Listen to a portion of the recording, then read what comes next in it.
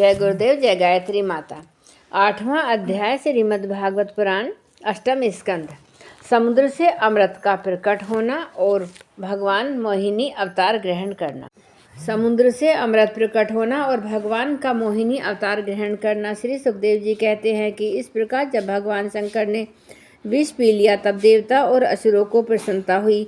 वे फिर नए उत्साह से समुद्र मथने लगे। तब समुद्र से कामधेनु प्रकट हुई। वह अग्निहोत्र की सामग्री उत्पन्न करने वाली थी, इसलिए ब्रह्मलोक तक पहुँचाने वाले यज्ञ के लिए उपयोगी पवित्र घी, दूध आदि प्राप्त करने के लिए ब्रह्म आदि ऋषियों ने उसे ग्रहण किया। इसके बाद उच्च श्रेवा नामक घोड़ा निकला। वह चंद्रमा के समान श्वेत वर्ण का था। बलि ने उसे लेने की इच्छा प्रकट की। इंद्र ने उसे नहीं चाहा क्योंकि भगवान ने इच्छा प्रकट की। इंद्र ने उसे नहीं चाहा क्योंकि भगवान ने उन्हें पहले से ही सिखा रखा था। तदंतर ऐरावत नाम का श्रेष्ठ हाथी निकला। उसके बड़े बड़े 4 दांत थे जो उज्ज्वल वर्ण कैलाश की शोभा को भी मात करते थे। तत्पश्चात कौस्तुभ नामक परम रागमणि समुद्र से निकली। उस मणि को उसने हृदय धारण करने के लिए अजित भगवान लेना चाहा। परीक्षित, इसके बाद सर्वलोक की शोभा बढ़ाने वाला कल्पवृक्ष निकला। वह याचकों की इच्छाएं और उनकी इच्छित वस्तु देकर वैसे ही पूर्ण करता रहता था जैसे पृथ्वी पर तुम सबकी इच्छाएं पूर्ण करते हो। तत्पश्चात अप्सराएं प्रकट हुईं। वे सुंदर वस्त्रों से सुसज्जित एवं गले में स्वर्णहार पहने हुए थीं। वे अपनी मनोहर चाल और विलास भरे चितवन से देवताओं को सुख पहुँचाने वाली हुई। इसके बाद शोभा की मूर्ति स्वयं भगवती लक्ष्मी देवी प्रकट हुई। वे भगवान की नित्य शक्ति हैं। उनकी बिजली के समान चमकीली छटा दिशाएं जगमगा उठीं। उनके सौंदर्य, औदर्य, यौवन, रूप, रंग और महिमा से सबका चित्त खिंच गया। देवता, असुर, मनुष्य सभी ने चाहा कि हमें मिल जाए। स्वयं इंद्र अपने हाथों उनके बैठने के लिए बड़ा विचित्र आसन ले आए। श्रेष्ठ नदियों ने मूर्तिमान होकर उनके अभिषेक के लिए सोने के घड़ों में भर भर कर पवित्र जल ला दिया। पृथ्वी ने अभिषेक के योग्य सब औषधियाँ दी। गोवों ने पंचगव्य और वसंत ऋतु ने चैत्र वैशाख में होने वाले सब फूल फल उपस्थित कर दिए। इन सामग्रियों से ऋषियों ने विधि पूर्वक उनका अभिषेक संपन्न किया। गंधर्वों ने मंगलमय संगीत की तान छेड़ दी। नर्तकियां नाच नाच कर गाने लगीं। बादल सधे होकर मृदंग, डमरू, ढोल, नगारे, नरसिंघे, शंख, वेणु और वीणा बड़े जोर से बजाने लगे। तब भगवती लक्ष्मी देवी हाथ में कमल लेकर सिंहासन पर विराजमान हो गईं। दिग्गजों ने जल से भरे कलशों से उनको स्नान कराया। उस समय ब्राह्मणगण वेद मंत्रों का पाठ कर रहे थे। समुद्र ने पीले रेशमी वस्त्र उनको पहनने के लिए दिए। वरुण ने ऐसी वैजंती माला समर्पित की जिसकी मधु में सुगंध और भोरे मतवाले हो रहे थे। प्रजापति विश्वकर्मा के भांति भांति के गहने, सरस्वती मोतियों का हार, ब्रह्मा जी ने कमल और नागों ने 2 कुंडल समर्पित किए। इसके बाद लक्ष्मी जी ब्राह्मण के सत्यवत पाठ कर चुकने पर अपने हाथों में कमल की माला लेकर उसे सर्वगुण संपन्न पुरुष के गले में डालने चली। माला के आसपास उसकी सुगंध से मतवाले हुए भोरे गुंजार कर रहे थे। उस समय लक्ष्मी जी के मुख की शोभा अवर्णनीय हो रही थी। सुंदर और कपोलों पर कुंडल लटक रहे थे। लक्ष्मी जी कुछ लज्जा के साथ मंद मंद मुस्करा रही थी। उनकी कमर बहुत पतली थी। दोनों स्तन सुंदर थे। इन पर चंदन और केसर का लेप किया हुआ था। जब वे इधर उधर चलती थीं तब उनके पायजेब से बड़ी बड़ी मधुर झंकार निकलती थीं। ऐसा जान पड़ता था मानो कोई सोने की लता इधर उधर घूम रही हो। वे चाहती थी कि मुझे कोई निर्दिष्ट और समस्त गुणों से नियुक्त अविनाशी पुरुष मिले तो मैं उसे अपना आश्रय बनाऊं, वरण करूं। परंतु गंधर्व, यक्ष, असुर, सिद्ध, चरण देवता आदि कोई भी वैसा पुरुष उन्हें न मिला।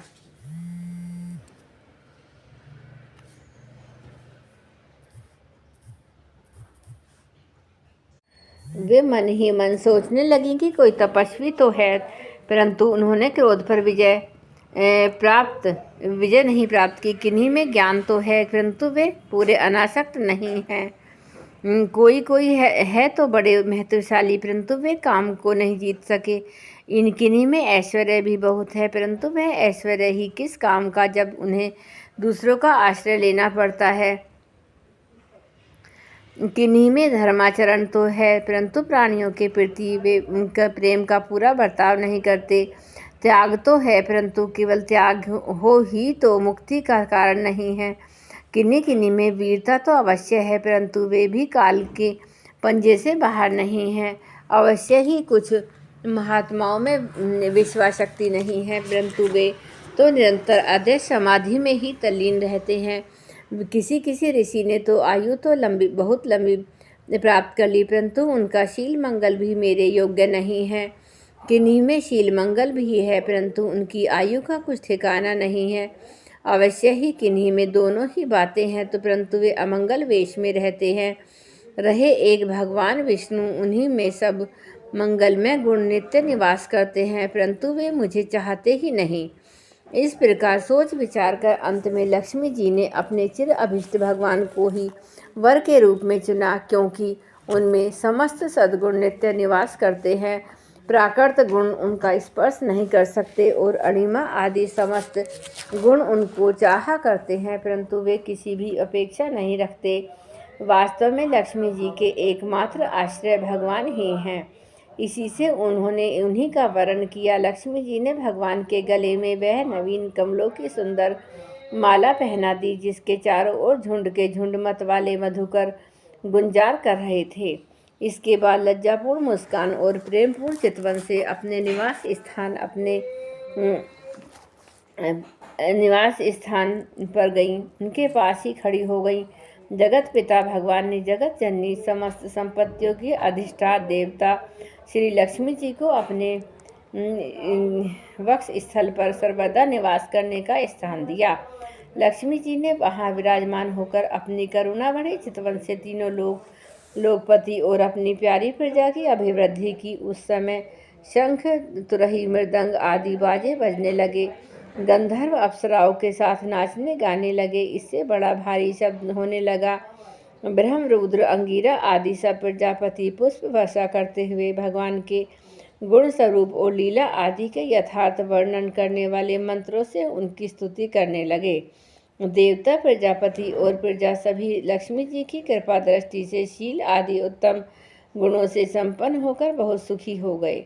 परीक्षित, इधर जब लक्ष्मी जी ने दैत्य और दानवों की उपेक्षा कर दी तब वे लोग निर्बल, उद्योग रहित और निर्लज और लोभी हो गए। इसके बाद समुद्र मंथन करने पर कमलनयनी कन्या के रूप में वारुणी देवी प्रकट हुई। भगवान की अनुमति से दैत्यों ने उसे ले लिया। तदंतर महाराज, देवता और असुरों ने अमृत की इच्छा से जब और समुद्र मंथन किया तब उसमें एक अत्यंत अलौकिक पुरुष प्रकट हुआ। उसकी भुजाएं लंबी एवं मोटी थी। उसका गला शंख के समान उतार चढ़ाव वाला था। आँखों में लालिमा थी। शरीर का रंग बड़ा सुंदर सांवला था। गले में माला, अंग सब प्रकार के आभूषणों से सुसज्जित। शरीर पर पीताम्बर, कानों में चमकीले मणियों के कुंडल, चौड़ी छाती, तरुण अवस्था, सिंह के समान पराक्रम, अनुपम सौंदर्य, चिकने और घुंघराले बाल लहराते हुए पुरुष की छवि बड़ी अनोखी थी। उसके हाथों में कंगन और अमृत से भरा हुआ कलश था। वह साक्षात विष्णु भगवान के अंश अवतार थे। वे ही आयुर्वेद के प्रवर्तक और यज्ञ भोक्ता धन्वंतरी के नाम से सुप्रसिद्ध हुए। जब दैत्यों की दृष्टि उन पर तथा उनके हाथ में अमृत से भरे हुए कलश पर पड़ी तब उन्होंने शीघ्रता से बलात् उस अमृत के कलश को छीन लिया। वे तो पहले से ही इस ताकत में थे कि किसी तरह समुद्र मंथन से निकली हुई सभी वस्तुएं हमें मिल जाएं। जब असुर इस अमृत से भरे कलश को छीन ले गए तब देवताओं का मन विषाद से भर गया। अब वे भगवान की शरण में आए। उनकी दीन दशा देखकर भक्त वांछा कल्पतरु भगवान ने कहा, देवताओं तुम लोग खेद मत करो, मैं अपनी माया से उनमें आपस की फूट डालकर अभी तुम्हारा काम बना देता हूँ। परीक्षित, अमृत लोलूप दैत्यों में उसके आपस में झगड़ा हो गया। सभी कहने लगे कि पहले मैं पीऊँगा, पहले मैं, तुम नहीं, तुम नहीं। उनमें जो दुर्बल थे वे उन बलवान दैत्यों का विरोध करने लगे जिन्होंने कलश छीनकर अपने हाथ में कर लिया। वे ईर्ष्यावश धर्म की दुहाई देकर उनको रोकने और बार बार कहने लगे कि भाई देवताओं ने भी हमारे बराबर ही परिश्रम किया है, उनको भी यज्ञ भाग के समान इसका भाग मिलना चाहिए, यही सनातन धर्म है।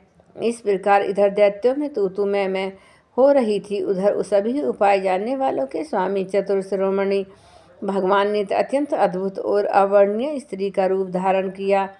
शरीर का रंग नील कमल के समान श्याम एवं देखने ही योग्य था। अंग प्रत्यंग बड़े ही आकर्षक थे। दोनों कान बराबर और कर्णफूल से सुशोभित थे। सुंदर कपोल, ऊंची नासिका, रमणीय मुख नई जवानी के कारण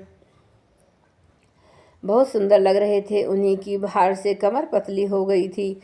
मुख से निकलती हुई